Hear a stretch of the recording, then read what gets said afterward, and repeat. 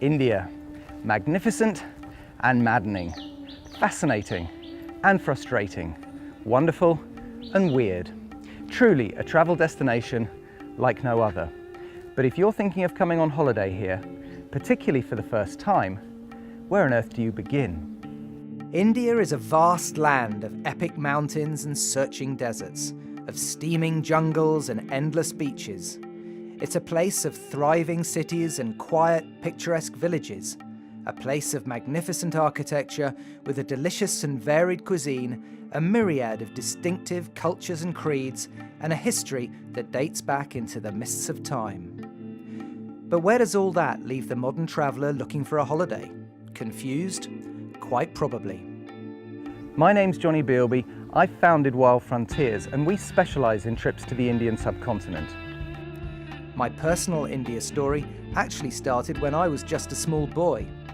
My grandmother lived here during the dying days of the Raj, and my mother was born here, and the stories they told have been with me ever since I can remember.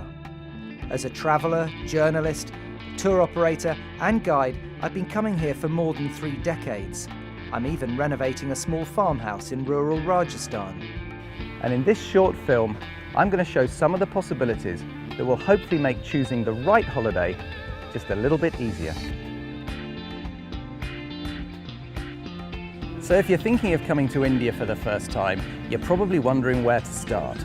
Well, that part at least is quite easy, as most people travel either to Rajasthan, the land of kings, and the famous Golden Triangle of the north, or they head south to Kerala.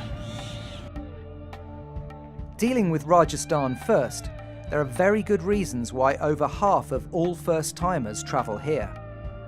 Firstly, it's close to Delhi, where there are excellent flight connections, and which in itself is a fascinating city. A veritable tale of two cities, Delhi combines the hustle-bustle of the dramatic Mughal Old Town with its narrow alleys, its markets and mosques, with the sublime New Town, where the quiet parks and tree-lined avenues are peppered by some of the country's most magnificent architecture. From here you can travel easily, either by car or train, down to Agra, where most will go to visit the essential and truly amazing Taj Mahal.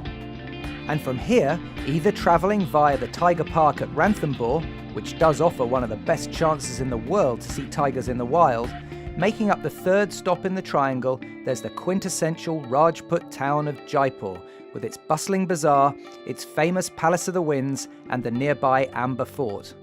And that in itself makes a great 7 to 10 day holiday. But if you have a bit more time and want to scratch a little deeper beneath the surface of what is arguably India's most colourful state, then we at Wild Frontiers advise you to step off the well-worn tourist trails to travel into her more rural areas, where you can see some of her amazing village life and stay at some of the extraordinary Rajasthan palaces, now converted into some of the most atmospheric hotels anywhere in the world, like at Ramatra, Deogarh, Banswara, or here at Castle Bijaipur. Using Castle Bijaipur as a base, you can ride the famous Marwari horses, go for bike rides into the countryside, or just enjoy a bit of relaxation by the pool.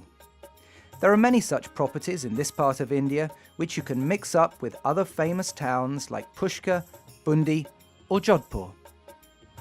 And a great place to finish off your trip to Rajasthan is the lake city of Udaipur.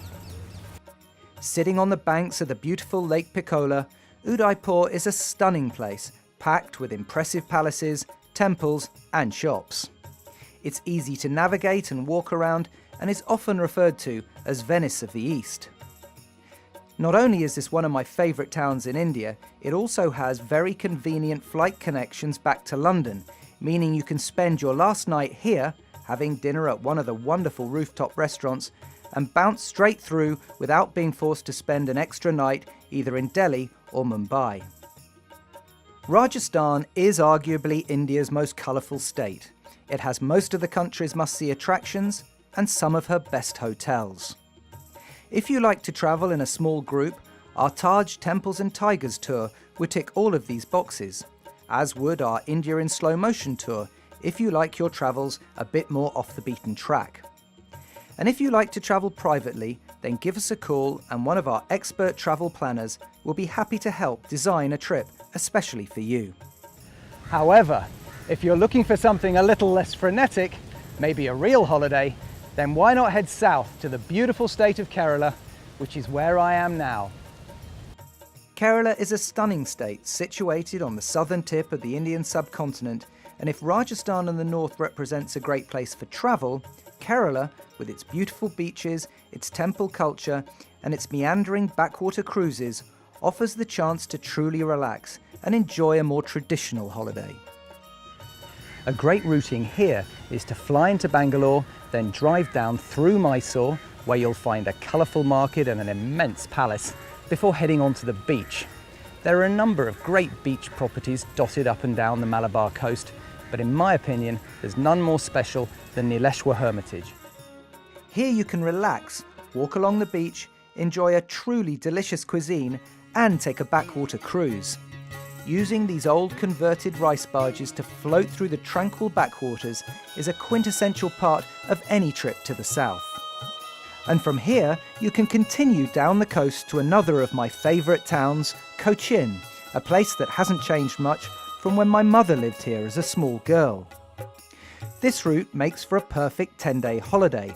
But if you have a bit more time and want to turn your holiday into more of a travelling experience, you can head up to the hill stations of Ooty and Munnar and on into temple-filled Tamil Nadu.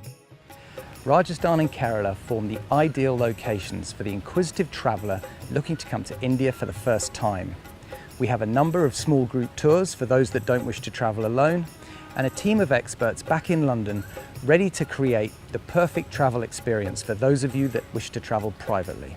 So don't be scared or put off from travelling here just because you've never been to India before. India really is an amazing and rewarding travel destination. Come and see for yourself.